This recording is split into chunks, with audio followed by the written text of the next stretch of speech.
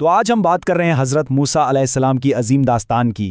یہ ایک ایسی کہانی ہے جہاں ایمان ہر ناممکن کو ممکن بنا دیتا ہے اور ایک بچہ وقت کے سب سے طاقتور بادشاہ فرعون کے لیے ایک چیلنج بن جاتا ہے۔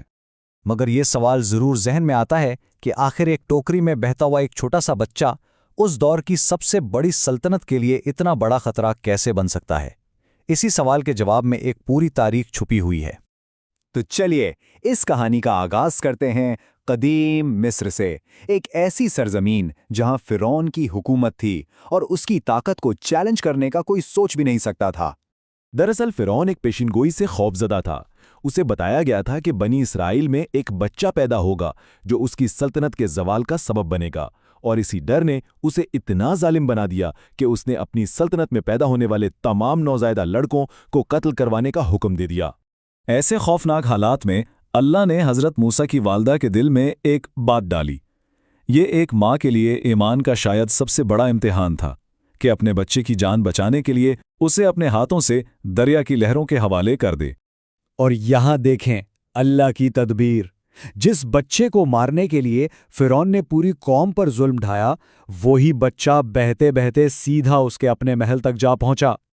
اور پھر اس کہانی میں ایک بہت اہم کردار سامنے آتا ہے فرعون کی بیوی حضرت آسیہ کا۔ ان کی رحم دلی نے نہ صرف موسیٰ علیہ السلام کی جان بچائی، بلکہ انہیں اسی طاقت کے مرکز میں پرورش ملی جس سے انہیں خطرہ تھا۔ تو اب کہانی آگے بڑھتی ہے، وقت گزرتا ہے، حضرت موسیٰ جوان ہوتے ہیں اور ان کی زندگی میں ایسے واقعات پیش آتے ہیں جو انہیں مصر سے دور اور اللہ کے قریب لے جاتے ہیں۔ یہ ان کی زندگی کا ایک ٹرننگ پوائنٹ تھا۔ اس واقعے کے بعد وہ محل میں نہیں رہ سکتے تھے۔ فرعون کے غضب سے بچنے کے لیے انہیں سب کچھ چھوڑ کر اپنے وطن سے فرار ہونا پڑا۔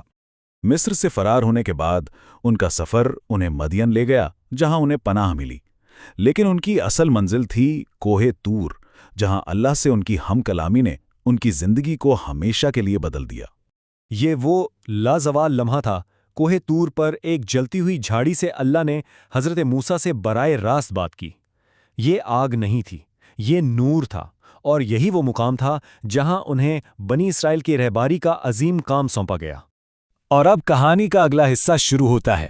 حضرت موسیٰ اب ایک نبی بن چکے ہیں اور وہ اسی بادشاہ کا سامنا کرنے مصر واپس لوٹتے ہیں جس نے ان کی پرورش کی تھی۔ مقابلہ بالکل صاف تھا۔ ایک طرف اللہ کا پیغام تھا کہ میری قوم کو آزاد کرو، اور دوسری طرف تھا ایک بادشاہ کا غرور جو پوچھ رہا تھا، یہ کون سا خدا ہے جس کا حکم میں مانوں؟ یہی حق اور باطل کی اصل جنگ تھی۔ فرعون نے سوچا کہ وہ جادو کے ذریعے حضرت موسیٰ کو لوگوں کے سامنے نیچا دکھا دے گا، اس لیے اس نے اپنے دور کے سب سے ماہر جادوگروں کو ایک جگہ جمع کیا۔ مگر فرعون یہ نہیں جانتا تھا کہ سامنے جادو نہیں، اللہ کا معجزہ تھا۔ جب حضرت موسیٰ نے اپنا عصا زمین پر پھینکا تو وہ ایک حقیقی اژدہا بن گیا اور جادوگروں کے بنائے بھی سارے سانپوں کو نگل گیا۔ اور سب سے دلچسپ بات یہ ہوئی کہ وہ جادوگر جنہیں فرعون نے ہی بلایا تھا، وہ سب سے پہلے سمجھ گئے کہ یہ انسانی کام نہیں ہو سکتا، کیونکہ وہ دھوکے اور نظر کے فریب کے استاد تھے۔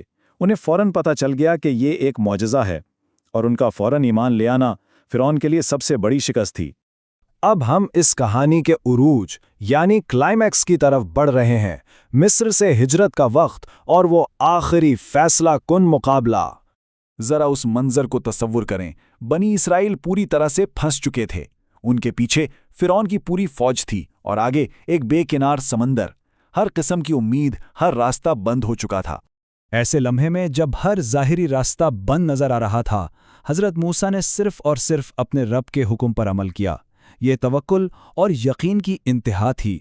اور پھر وہ معجزہ ہوا جس کی تاریخ میں مثال نہیں ملتی۔ اللہ کے حکم سے سمندر 2 حصوں میں تقسیم ہو گیا، اور اس کے بیچ میں ایک بالکل خشک راہ بن گئی جس پر چل کر بنی اسرائیل حفاظت سے نکل گئے۔ اور اس طرح جو معجزہ بنی اسرائیل کے لیے نجات بنا تھا، وہی فرعون اور اس کے لشکر کے لیے تباہی کا سبب بن گیا۔ ظلم کا انجام اسی پانی میں ہوا جسے وہ اپنی جیت سمجھ رہے تھے۔ تو اس پوری عظیم داستان کے اختتام پر آئیے ان ہمیشہ زندہ رہنے والی حکمتوں پر غور کریں جو اس سے حاصل ہوتی ہیں۔ اس کہانی سے ہمیں چند بہت بنیادی اسباق ملتے ہیں۔ پہلا کہ اللہ کی حفاظت کہیں بھی پہنچ سکتی ہے، یہاں تک کہ دشمن کے محل کے اندر بھی۔ دوسرا کہ ظلم کی حکومت چاہے کتنی ہی طاقتور کیوں نہ ہو، اس کا انجام زوال ہی ہوتا ہے۔ اور سب سے بڑھ کر یہ کہ ایمان اور صبر کے بعد اللہ ہدایت سے نوازتا ہے، جیسے حضرت موسیٰ اور بنی اسرائیل کو تورات عطا کی گئی۔ اور ہم اس وضاحت کو ایسی سوال پر ختم کرتے ہیں۔ حضرت موسیٰ علیہ السلام کی زندگی ہمیں بتاتی ہے کہ اصل طاقت نہ فوج میں ہے، نہ سلطنت میں، اور نہ ہی دولت میں۔ اصل طاقت تو صرف اور صرف اللہ پر کامل یقین میں چھپی ہوئی ہے۔